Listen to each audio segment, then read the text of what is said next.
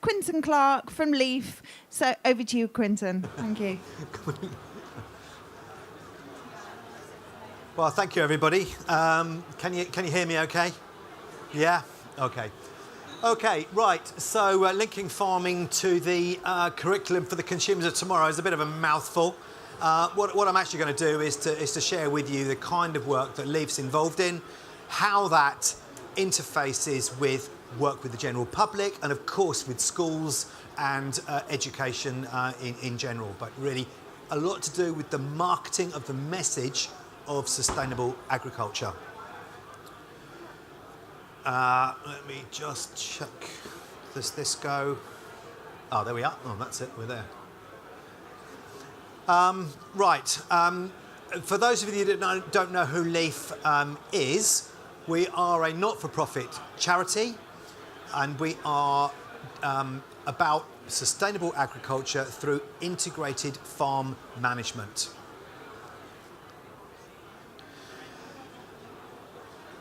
And we've set ourselves an ambition to be the go-to organisation for sustainable farming. And if you look at the landscape for certifications, then actually Leaf occupies a really nice place, which is what I might describe as normal agriculture, but done really, really, really well, with an eye on the environment and on the cost control that can come through doing that very well.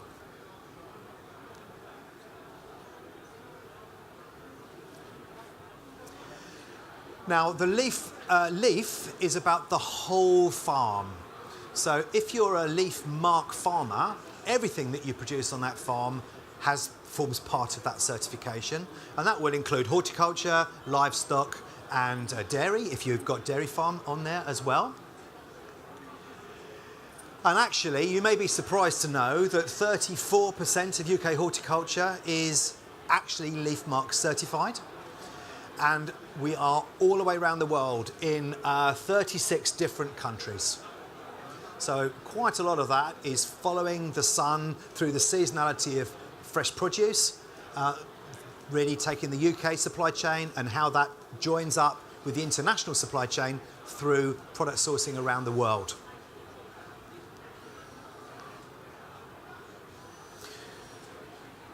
There are a number of very interesting aspects to Leaf Mark.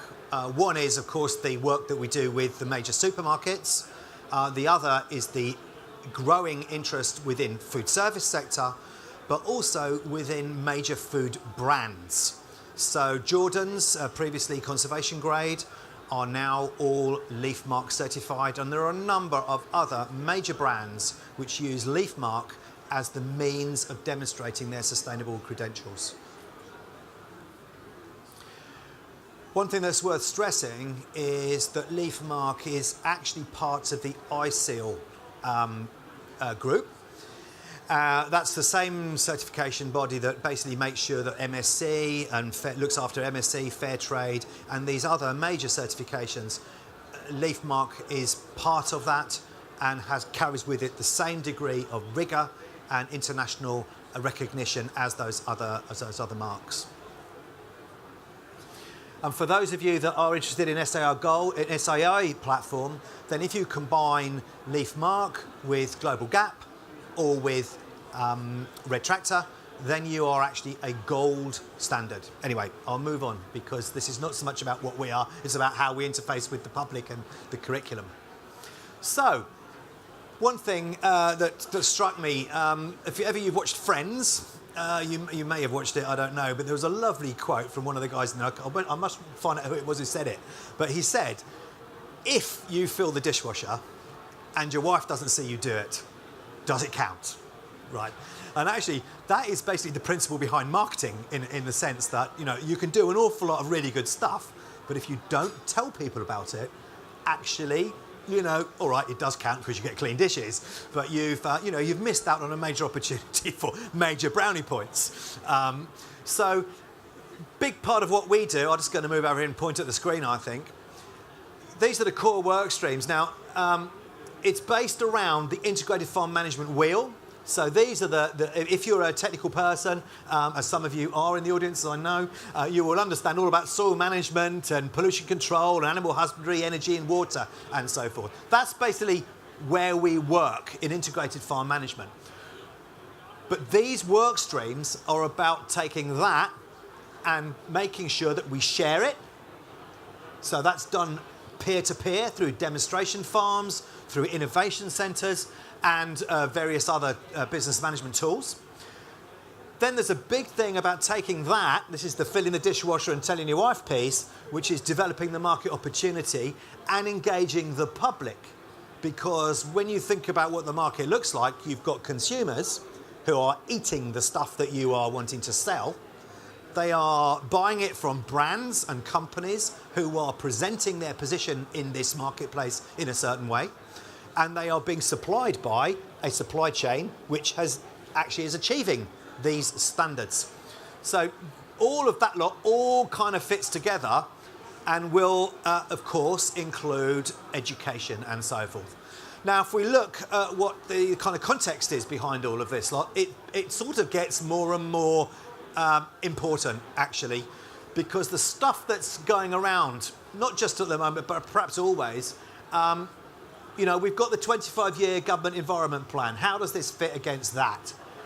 We've got the problem with obesity and health. I mean, all the way around here today, we can see how educating children about the food they eat, and indeed adults about the food they eat and staying off the beef burgers, is contributing to the obesity crisis or solving the obesity crisis. And this bit here about the disconnect between people and farming is something that really is becoming quite challenging, because if you don't know about the food that you're eating, what choices are you going to make?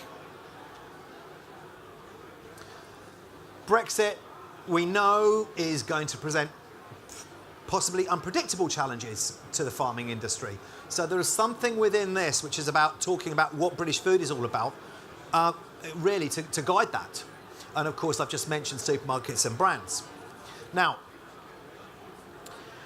we start off, this is where I'm now going to talk a little bit more about the kind of engagement aspect of it. So this Sunday, this actual Sunday, the 11th of June, is Open Farm Sunday. I think it's the 11th or the 12th, one of those. And what is this about? Well, there's several hundred farms. I think this year there's something, I can't remember the exact number, 350 or so farms opening. We will expect, with the following wind and no rain, somewhere between 250,000 and 300,000 visitors out on farm that day. Now, that's an awful lot of people that you're going to be talking to about whatever it is you want to talk about. And of course, what we want to talk about is farming and understanding about how your food is being produced. The sponsors of Open Farm Sunday, of which there are many major brands, many major supermarkets are sponsoring Open Farm Sunday, clearly want to present the fact that they are doing so and helping educate children and educate adults in so doing. These are the kind of figures which are there. I mean, I'm not going to go through them, or you could just quickly look at them. But effectively, it gets an awful lot of attention. You know, it'll be on the Archers. It's probably already been on the Archers. It will be on Country File. It will be all over the media. And our website, every time it gets mentioned on the TV or something like that, gets a massive number of hits, which is great because it means that people are really, really interested in this. And this is what you might say is the shocking statistic, is that an awful lot of the people that come out on farm have not done so before. And what they have learned, this is absolutely, you know, they have learned an awful lot. And they just basically have had no idea about what is actually happening on a farm. So how can they be making food choices if they don't know how it's produced? Just doesn't really make any sense.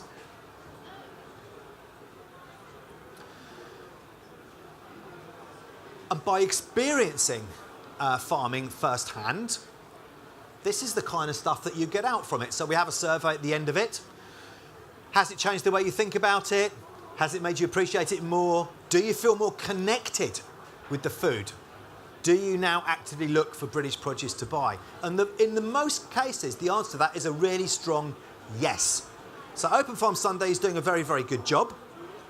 But clearly, if you're going to talk to an awful lot of people and educate them, using with a small e, I guess, about farming, it's really going to take an awfully long time to do that at 250,000 a go. So we have to think about some other ways of doing that as well. Now, one way is Open Farm School Days. So taking the idea of Open Farm Sunday, but actually engaging directly with schools. So what you've actually got is class visits, going out on farm. It's linking resources to the curriculum and actually supporting the whole education process directly to school children as specific events. So that's what Open Farm School Days do.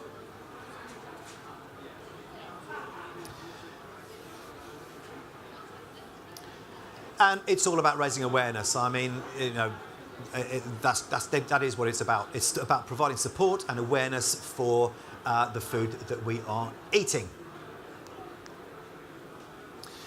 Now, it's all very well having a certification scheme, and people will then sort of feel very reassured about that. But one of the things which is very important is to be able to show the impact of that, because thinking through, you know, a process or whatever, it's really nice to be able to say, this is what is being achieved by the work that is being done. Taking the key subjects, so soil management, community engagement, water management, landscape and nature conservation, crop health and protection, and energy efficiency, which come from that integrated farm management wheel, we can actually show some significant numbers and outcomes which are relevant to all of this lot. So 93% of farms that are part of this are increasing organic matter, are preventing soil erosion, are minimising artificial nutrient use, for example. I mean, I'm not going to go through all of those because there would be too many. What I want to just say is there is a whole list of very powerful outcomes that come from a more sustainable way of farming. Question is, you're going to learn some of that on Open Farm Sunday. You're going to see that, yeah? How can we translate this lot into something that other people can understand more easily? And this is the answer. At least I believe it's the answer. We actually asked them. So rather than saying to people, right, I think you might need to have a degree in soil science for me to explain to you what I'm talking about, I asked people, what do you know about soil? And it comes from some work that was earlier, it came on earlier with an agency who actually were being a little controversial in what they were saying because they were saying, don't try and educate your consumer. Now, I'd spent all morning talking about how we were trying to educate the consumer through Open Farm Sunday, and I said, no, don't try and educate the consumer. I think they meant it in a slightly different way. What you need to do is to get in front of what people know already, because you aren't going to win any other way. There's just not enough resource within the world, practically, for you to compete against all the advertising and other noise that's taking place. And that made an awful lot of sense to me. And they were talking about bees at this particular time. And I'm not going to do this now because we won't have time within the presentation. But I guarantee, if I was to ask any of you about bees, you'd be able to tell me straight away, you know, they make honey, they pollinate plants, blah, blah, blah. You'd have no, you know, they do waggle dances, all of this stuff. You know this already. You don't need to learn this at all. You know it already. You also probably know that bees are really seen as a good thing to have, and that therefore things that support bees are a good thing, things that damage bees are a bad thing, you know, in round numbers. So this is the question we're trying to work out for soil. What's the B for the soil? And when we asked people what they knew about soil, they said it's brown and crumbly, which it may or may not be. It's often sandy and loamy and all sorts of other things, you know. But it's full of worms, you know, because they are actually gardeners, and therefore they understand that a soil that's got good biodiversity, in this case worms, is a good soil, and indeed it is. So one of the key principles behind the soil management practices of LEAF is to encourage soil biodiversity in the interests of promoting good crops and fertility. So the poster, our farmers have got worms, shock horror, you know, oh dear, millions of them helping to make rich, fertile soil for the best crops. Linking environment and farming, it's in our nature. And this is in our nature campaign. And we did this for the other pillars as well. So I'm not going to go through all of the pillars, don't worry. But for energy, for example, we asked people, generally speaking, you know, tell me about energy. And we're sort of expecting people to say, look, switch the lights off and save energy in that way. They didn't. What they actually talked about was renewable energy. They talked about solar panels. They talked about wind turbines because their neighbours have got, or they even have got solar panels on their roof. When they drive around the countryside, they see wind turbines and so forth. That's the language that you understand. This is actually Wyke Farms, who is the cheese brand, who is a member of Leaf and will be producing Leaf Mark cheddar as part of their brand. And these are their solar panels on top of their dairy. Our farmers are bright sparks. They save energy and keep emissions low. Just a quick punchy strapline. And the last one in this is, the question is as well about biodiversity. So what is the bee? What is the emblematic thing for biodiversity? And it turns out that people completely understand that hedgerows are a good thing, that wildflower meadows are a good thing, that woodland is a good thing. And basically these are all where the habitats are being created. So actually our farmers hedge their futures, providing habitat and food for the wildlife, careful management of hedges, field margins and woodland. It's in our nature. So it's about capturing that thought, which they already know, and really promoting that. So, of course, there's many, many different channels that we can go through. Here's probably most of them, but maybe not all. So there's the print channel. So we will be publicising things through newsletters and brochures. There's the product channel, which is very, very important because that's what consumers put in their mouth at the end of the day. So there's the outer, the secondary pack, on shelf, on pack, point of sale, van sides, you know, all of these type of things are all there. There's the public engagement channel, so Leaf Open Farm Sunday, Open Farm School Days, and Leaf conferences, and of course, I guess, fresh produce conferences, you know, this sort of thing. Then digital, so website, online sales, social media, video. I'm going to show you a video when I finish my presentation in a minute. And then usual channels of press releases, TV and advertising. All of those pull together and they all link environment and farming. So I'm just going to finish now by showing you an example of something that is going out on social media. It's part of a series of videos. And if you watch this, it's only a minute long. You will see the kind of messages but recontextualised into this is a protected crop, strawberries. It's not traditional, you know, agricultural environment, but how Leaf works in a protected environment. Let's hope it works.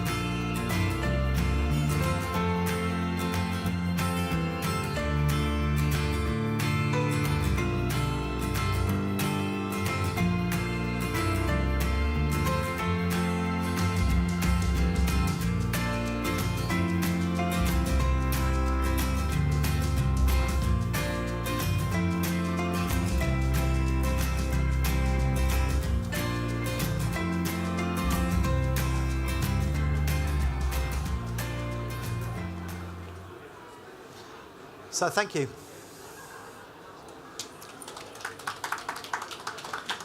Thank you so much, Quentin. That was absolutely fantastic. Have you got time for a few questions? Sure, yeah, if there are any. And in which case, can I kick them off? Yeah, please do. You talked about Open Farm School Days, which take place in June. How do schools get involved in that? They basically write to us or apply to us, and there's a way that they can take part in that. Annabelle Shackleton in our office governs all of that lot, so Annabelle will sort it out if anybody wants to get in touch with her. Yeah. Any more questions?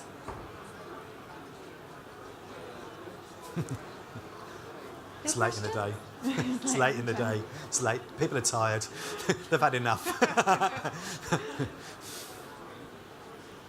Do you think there's an opportunity to look at company leaf mark days rather than just school days or open farm Sundays? Actually educating companies, regardless of if they're working in food or not, actually just getting employees out on farms. Yes. No, totally. Thank you, Amy. That's a really good point, actually, because what I could have mentioned, actually, is the fact that we are planning to open Farm Sunday up a bit, because not everything happens on June the 11th or 8th or 9th, depending on which year it is. You know, there are other events other times of the year where other events need to happen. So Open Farm Blossom Day, Open Farm Lambing Day. You know, these are things which are in planning. I'll stand back a bit because I'm getting feedback off the mic. But the idea that corporate engagement sessions could take place, absolutely they can now, no problem. So we would love to do that, in fact. Fabulous. Any more questions? Thank you. Thank you very much for your presentation. My name is Esther from Kenya. I wanted to know, do you sell planting materials, and would you be willing to collaborate with people in Africa in growing the strawberries? Okay, so we don't sell anything, but we have a lot of members who do. So one of the things that I can certainly help with is joining up those supply chains. So if you have got an operation in Kenya that is interested in following through a more sustainable supply chain with the raw materials and so forth, then talk to me, and I can certainly introduce you to the right people. We do have a lot of leaf mark products come out of Kenya, actually. So it's well established, actually, on the African continent in several different countries. So it would be quite easy to execute. Thank you. Any more questions? Well, in which case I would like to thank Quentin for closing our balcony stage presentation so beautifully. On behalf of the London Produce Show, many thanks to our sponsor, Holland, and thank you very much. Enjoy the rest of your day. Thank you. Thank you.